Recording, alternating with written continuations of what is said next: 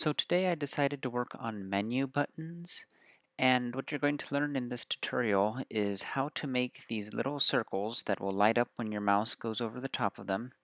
And when you click them, it'll give you options, and we'll customize this background to make it look nice. Put a nice little font in there. And then you can choose and click, and it will place a scene for you. And depending on what you choose, obviously this one's going to be purple. These towers are just sprites and they don't do anything yet, but we will be able to add functionality to them later. Right now we're just going to focus on those buttons. So for starters, I added a menu button node and I renamed it to build tower button. Instead of using the sprites from the last video that I made, I went ahead and found more Kenny UI sprites. I made it a little bit oval because I think it looks a little bit better than a perfect circle in an isometric world. So you just take this and you put it right in the icon. After you place your icon, you'll come down to here, and I actually decided just to use a theme. So themes are kind of a topic all to themselves, but they're a really big topic, and I think they're easier to learn a little bit at a time. And so you go ahead and make a new theme, and it's a little bit confusing because you'll go and you'll add a class item, and you'll want to add a menu button would be the intuitive thing to add. And there are things in the menu button that you can play around with if you want to. But to be honest, I didn't even use any of those. To actually adjust the font and the background of the drop down menu, you actually have to get the pop-up menu. So you'll just go here and you'll get the pop-up menu and you'll add that. Click Add All. So after adding the pop-up menu, I added a font color and I added a style for the background, which would be the panel. And I also added a style that changes what I have highlighted. So if you take a look what this looks like currently, you have lots of options that are customizable in Godot that are nice. So as you see, we'll start with the panel. You can edit it. And I just added this gray background, which is just a border with just a very simple texture. And I had to expand the margins a little bit, which basically just stretches the sprite. That way it doesn't overlap with the words inside the list. If these were 0 and we run it again, you can see that it's just a little bit cramped on the list since it has this little border around the outside, and I want to make that look a little bit better. So as you can see, I had these at like 7 or 8. See, it just gives a little bit more breathing room for the text inside the list. When we go to this hover, I added a new style box flat. And so what happens with this one is I change the background color, and I have a border color. And like I said, you can really make that whatever you want. You could make a little green highlight to it just to kind of fade. Oh, and then I added little rounded corners. That's what the corner radius means. If these were 0, it'd be a 90-degree angle on the side. As you can see, this one's really sharp and the others are rounded. And something also to notice is I left the font color. So these you kind of have to hold over them to see exactly what they are. The first one is the default font color, and the last one is what color it is when you hover. So if you remember, when I hover over the text, it turns white. So you can it really makes it pop exactly where you're at. So one thing I should also mention is in this version, I'm in 3.1, but the theme is still a little bit glitchy. You have to kind of exit the theme sometimes by clicking here and closing this theme on the bottom. That way you can actually get to this items that is going to be here. So this is how we actually make our menu. And one thing I'll also say about this so far is when you make your menu, make sure you have it planned out well for what order you want them in because it's a little bit tedious to change things around. All I really did was add a couple and rename them, and you can do a handful of other things. Like you can have things checkable, so that you can make a list. You can make a separator, so you can have different spacing.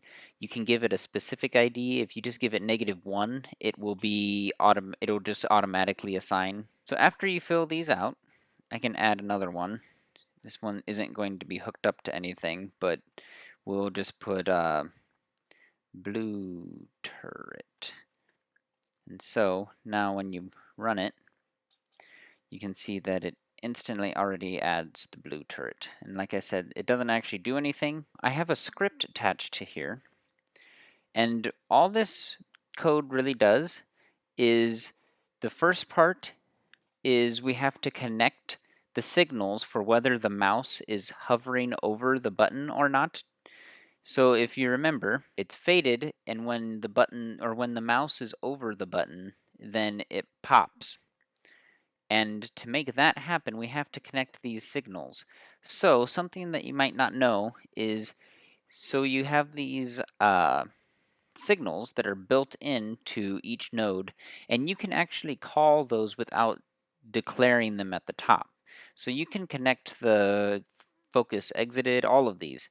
And that's exactly what I did here. I connected that signal to this same script, and when the mouse enters, I set the modulate to this color, which is just pure white, and this is also white, but with the alpha at 0.3. So it makes more sense to have this pop-up connect first. So what's happening is we are getting the pop-up, so this get pop-up is a built-in function specifically for the menu node, and we're going to connect when we press something from the list to this function down here, and this built-in signal sends an ID, so it tells you which number in the list you've actually clicked.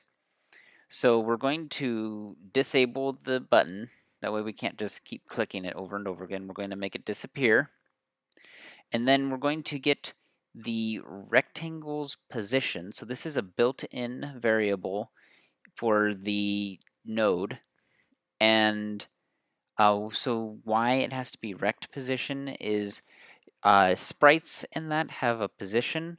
When you look at the inspector in the control nodes, you'll have rect position opposed to just position, and that's how you can tell where it is. So we're going to get that position. That's going to be where this crosshair is, and I don't want to put the tower up in the corner. I want to put it in the center of this sprite.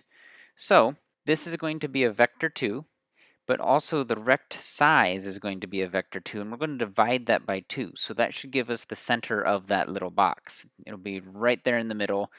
So all that function did was make it disappear and disable it so we can't click it again, and then it'll place the new sprite of the tower right on top. So to actually place the tower on top, we need to connect this signal. Now this is a little bit hodgepodge right now. I don't know exactly what I want the framework of this project to be. So take the idea of connecting the signal and don't take the idea of using getParent. So the reason why I'm using getParent is I want to get the first getParent moves up to this, and then the second getParent moves up to here, and then I have a script here that we're going to connect this build turret function. So just to finish up that previous script, when we send or when we emit the signal build, like I said, it's going to go to that function that we just looked at in the other script, and we're going to send along the ID, so which item from the list we've clicked, and then we're going to send this position that we calculated so we know where to put it. When the level script gets that information, it'll go right to this build turret, and we're going to match the ID. So the first one, you'll just have to manually type these in so that way it matches what that list from the tower items are, from the button items are. So you have to just remember what order these are in. And then we're going to build the appropriate turret. So I had to make an instance of each of the towers that I want to place. which we'll look at just very, very briefly. We will set their position, and then we will add that to the tower container. So if we look, we have just this tower container. So basically, we're going to disable this, make it disappear, and add a tower in the same spot. Now, what these sprites are, they're very just basic. All I did was put this sprite in. I like containers, so as you can see with the red turret, I had multiple spots I had to put in, so I just lined them up. And the reason I had to shift both of these up just a little bit, that way the position that we get is going to be the center of the tower that we're going to place. Same with this purple one. I made it kind of where the bottom would hit the ground, so it would be intuitive to be centered into the middle of the tile. Then, like I said, you have to save these, and in the script, you have to preload them as a resource, and we will instance them and add them to the tower container. So one thing that I also would like to just quickly mention is to get this font, I actually just went to a website called FontSquirrel. I don't really know that much about it other than it has a whole bunch of fonts and it says 100% free for commercial use. I just went in here, I wanted something a little bit bolder, so I just went and typed bold and I got the Bevan text. You download that TTF. When you're setting up your theme, you go ahead and make a dynamic font, and I upped the size to 20 just so you can see it better. And you have to place that font that you downloaded from FontSquirrel into the font data. So something to be known is the reason why I'm making the theme is that you'll be able to add it to the project settings and just set all of the UI, the GUI, to that theme, and we'll do that eventually. So if I missed anything or if anything doesn't make sense, just let me know, and I love to hear from the people that watch my videos. So I hope you enjoyed this video.